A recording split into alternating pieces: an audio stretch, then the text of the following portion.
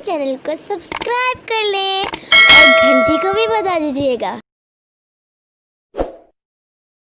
बिस्मिल्लाहिर्रहमानिर्रहीम। अस्सलाम वालेकुम व्यूअर्स। आज हम आपके साथ बहुत ज़बरदस्त रेसिपी शेयर करने लगे हैं, कौरमे की रेसिपी। इस रेसिपी में हम 5 किलो मटन का कौरमा पकाएंगे। ये देखिए व्यूअर्स, हमने 1.25 किलो प्याज काटी है और 1.25 किलो ही इसमें हमने घी डाल दिया है। आपने घी में ही मटन का कौरमा पकाना है, क्योंकि कौरमा हमेशा घी में ही अच्छा पकता है। क्योंकि हम 5 किलो मटन का कौरमा बना रहे हैं, इसलिए हमने इसमें 1.25 किलो प्याज डाली है और 1.25 किलो ही घी डाला है। अगर आप 1 किलो को बनाएं तो उसके अंदर आपने 1 पाव घी डालना है।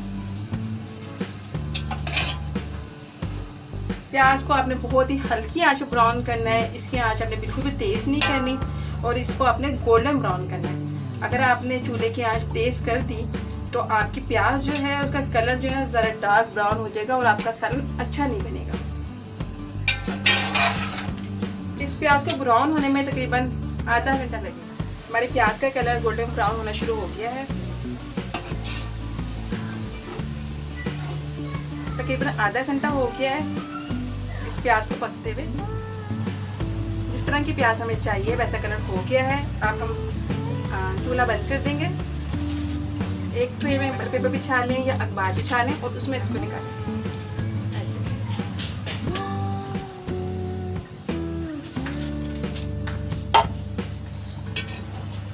हमने सारे प्याज निकाल ली है और प्याज को निकालते अपने इस तरह से हिलाना है।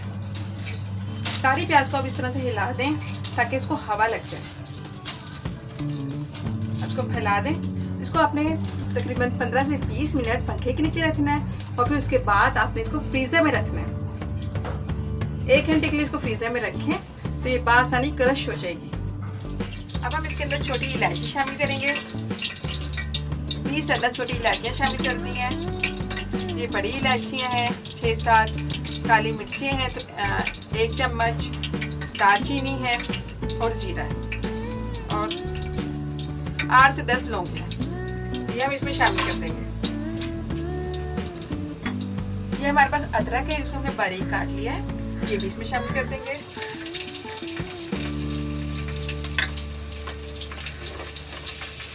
इन सब चीज़ों को हम हल्का सा फ्राई करेंगे। अब हम इसमें गोश्त शामिल करते हैं।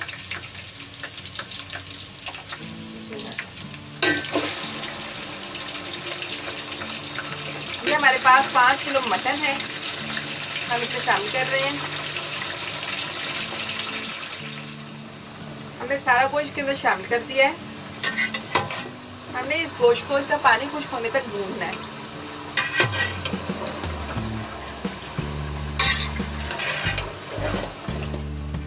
ये देखिए मेरा हमारा सारा गोश्त जो है वो फ्राई हो गया है।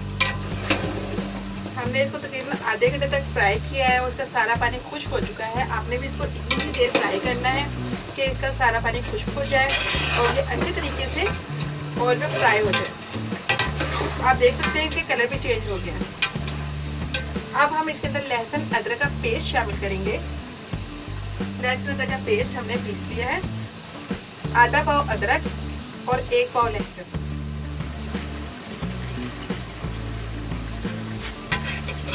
लहसुन अदरक का पेस्ट शामिल करने के बाद आपने इसको इतनी देर भूनना है कि लहसुन अदरक का पानी भी खुश्क हो जाए।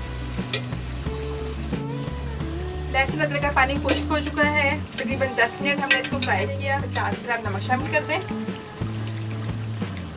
या आप अपने टेस्ट के हिसाब से शामिल कर सकते हैं। 50 ग्राम सूखी लाल मिर्च पीसी भी शामिल कर दें।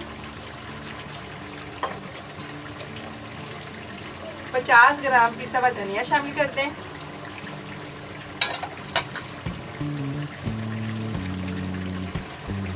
तकरीबन 2 टेबलस्पून हल्दी है, ये इसमें शामिल कर दें। अब आपने इसको दोबारा से फ्राई करना है। सारा मसाला अच्छे तरीके से भूनना है। 5 से 10 मिनट इस मसाले को भूनें।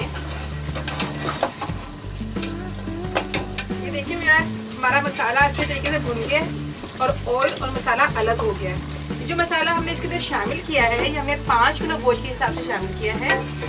आप कम या ज़्यादा गोश्त के हिसाब से मसाला शामिल कर सकते हैं। 50 ग्राम मसाले में तकरीबन 5 टेबल स्पून होते हैं भर के। हम 5 किलो गोश्त पका रहे हैं। अगर आप 1 किलो गोश्त पका रहे हैं तो 1 टेबलस्पून आप भर के डाल सकते हैं। इसी तरीके से आप क्वांटिटी कम और ज़्यादा कर सकते हैं।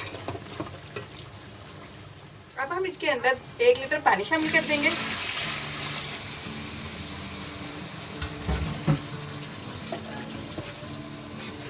थोड़ा सा मसालों को मिक्स कर लें।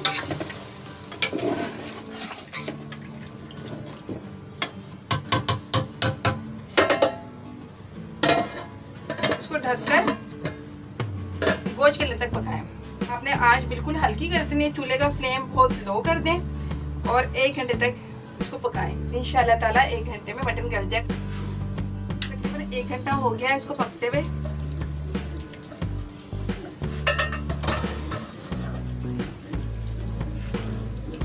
ये देखिए भैया हमारा गोश्त अच्छी तरीके से गल गया है। माशाल्लाह बहुत अच्छी खुशबू आ रही है। ये हमारे पास टमाटर का पेस्ट है। हमने आधा किलो टमाटर लिए, उनका छिलका उतार लिया और उसके अंदर आधा पाव हरी मिर्च शामिल की है और दोनों चीज़ों को ग्राइंड कर लिया। अब ये इसमें हम शामिल कर देंगे।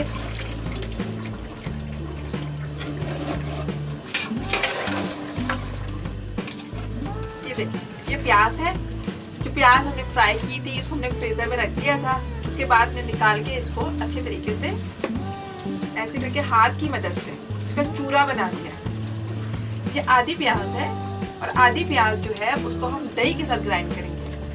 और दही हमने लेना है 1.25 किलो, क्योंकि 1.25 किलो ही हमने प्याज ली है, 1.25 किलो ही हमारा घी है, 5 किलो हमारा मटन है और 1.25 किलो ही हमने दही लेना है। आधी प्याज हम इस तरह से शामिल कर देंगे चूरा बना के।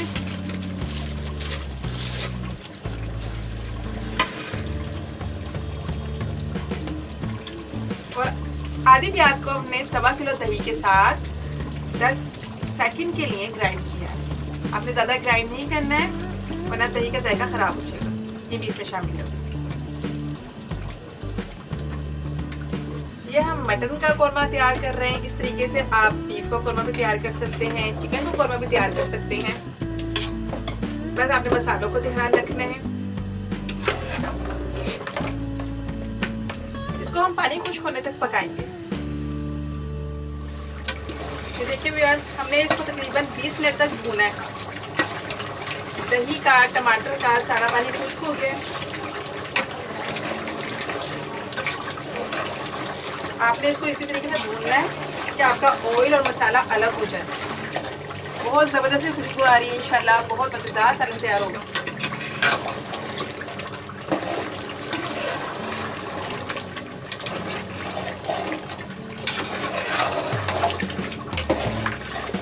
माशाल्लाह गोश्त की बोटी बहुत अच्छे तरीके से गली हुई है और मसाले बहुत ठीक है इसके अंदर। हमने इसमें पिसा हुआ गरम मसाला शामिल करना है। इसमें 3 टेबलस्पून गरम मसाला जाएगा। ये हमारे पास जायफल की बकरी है, इसको हमने पीस लिया है। ये आधा चम्मच से भी थोड़ा सा कम है। 5 किलो में आपने इतनी ही शामिल करनी है। ये बहुत ज़बरदस्त टेस्ट लेके आती है, बहुत अच्छी खुशबू होती है इसकी। अब आप आधा लीटर पानी के अंदर 2 कतरे केवड़ा एसेंस के शामिल करें और वो इसके अंदर मिक्स कर दें। ताकि जो मसाला है वो बोटियों से थोड़ा सा अलग हो जाए, थोड़ी सी ग्रेवी बन जाए। 2 से 4 मिनट तक पकाएं।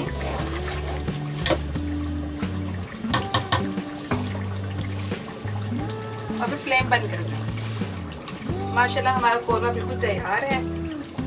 इंशाल्लाह आप इसको ट्राई करेंगे तो आपको बहुत बेहतर रिजल्ट मिलेगा। अब मैं आपको इसको डिश आउट करके दिखाती हूँ।